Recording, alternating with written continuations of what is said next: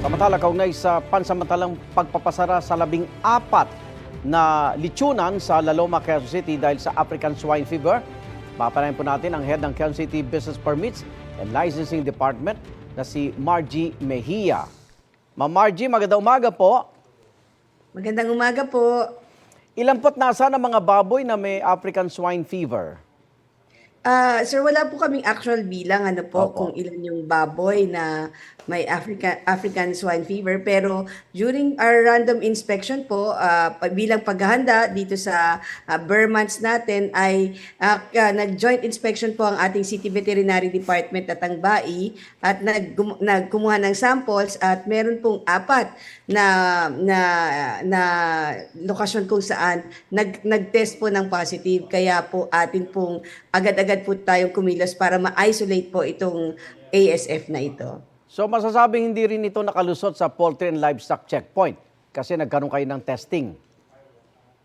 Opo, doon po sa actual lechon establishment po kami nag-testing. Okay. Pero kumpirmado, hindi naman ito nakakahawa sa tao, di ho ba? Ay, hindi po ito nakakahawa sa tao. Sigurado po tayo dyan. At sa ano lang po ito, sa mga pigs lang po ito. So yung inyo po naging aksyon, masasabi pa nating confined na po itong ASF sa Quezon City? Confinement po sa La Loma. Doon po sa La Loma. La Loma. Sa La Loma area para po hindi na po siya kumalat sa iba pang lugar. Sunod po kami doon sa direktiba ng BAI na temporary po i-close itong mga ito para makapag-disinfect, para malinis at matanggal po natin kung ano man, kung meron pa po na natitira doon na ASF na bacteria or virus para po hindi na po talaga siya kumalat. Nalaman ho ba yung source ng mga baboy na ito? Sa yung information na yan ay wala po akong hawak. So, Okay.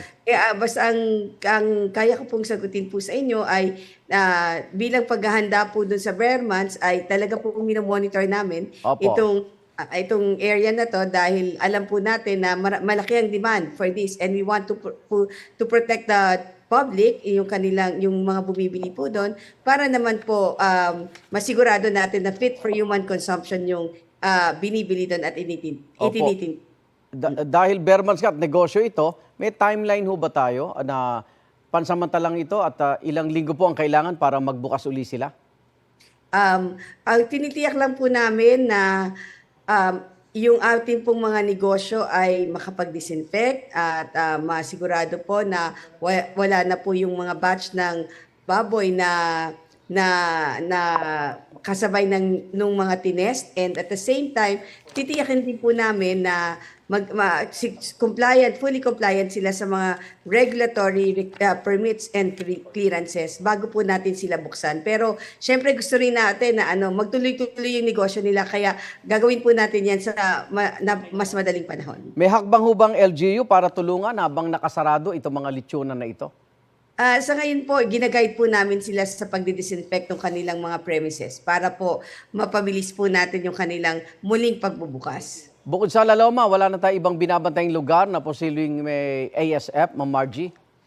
Ay, sir, sa ngayon po, La Loma lang po yung nakita ng ASF. Pero ang city government po ng Quezon City ay hindi naman po humihinto sa pagmo-monitor. Year-round po ang monitoring natin sa supply ng baboy dito, sa quality ng baboy dito sa Quezon City. And tinitiyak po natin na isolated po itong ASF sa La Loma.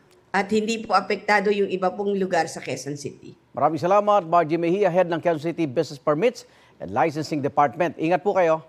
Maraming salamat din po. Igan, mauna ka sa mga balita, mag-subscribe na sa GMA Integrated News sa YouTube para sa iba't ibang ulat sa ating bansa.